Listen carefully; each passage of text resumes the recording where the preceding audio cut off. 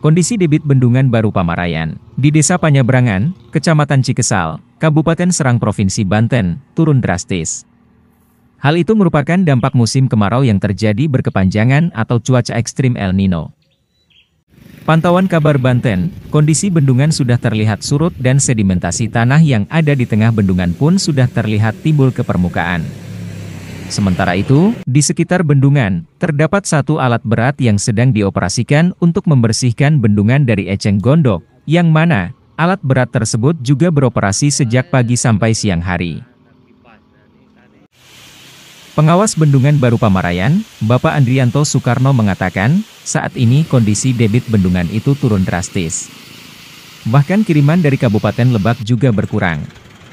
Ia mengatakan, kondisi turunnya debit air tersebut terjadi sejak awal Agustus, yang berdasarkan data pada 31 Agustus 2023 sekitar pukul 4 sore, debit air saat ini berada di 0 meter kubik per detik. Kemudian muka air hulu yaitu di angka 12,29 mdpl, muka air hilir 6,50 mdpl, dan muka air dari mercu bangunan, berada di ukur 0 cm. Andrianto mengatakan, walau kondisi defisit, namun untuk irigasi wilayah barat masih bisa dialirkan air walau hanya sedikit. Untuk membagi air di bendungan, pihaknya pun telah melakukan komunikasi dengan desa dan petani. Pada saat ini kata dia, di Bendungan Baru Pamarayan sedang dilakukan pengerukan eceng gondok, yang mana uji coba alat dilakukan selama 2 hari.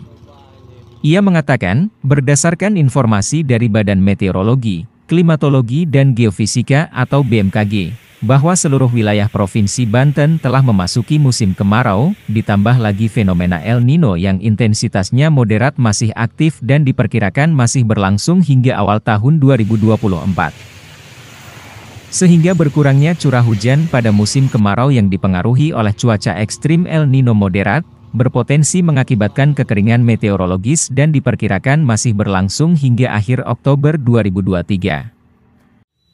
Warga Kampung Panyabrangan, Desa Panyabrangan, Bapak Udin mengatakan, saat ini kondisi bendungan sedang surut. Biasanya tanah yang ada di tengah tidak terlihat, tapi saat ini menjadi terlihat akibat kekeringan. Ia mengatakan, air bendungan tersebut biasanya digunakan untuk berbagai keperluan masyarakat, di antaranya untuk mandi, dan dialirkan ke sawah di wilayah Kabupaten Serang. Walau kondisinya surut, namun air tersebut masih digunakan masyarakat, dan masih terbilang aman untuk habitat ikan yang hidup. Ia mengungkapkan, walau saat ini sedang surut, namun menurut dia, air tersebut masih cukup dalam mencapai 12 meter pada beberapa bagian. Kebanyakan saat ini di bendungan tersebut dipenuhi lumpur yang perlu dikeruk. Dari Kabupaten Serang, jurnalis Kabar Banten, Dindin Hasanuddin mengabarkan.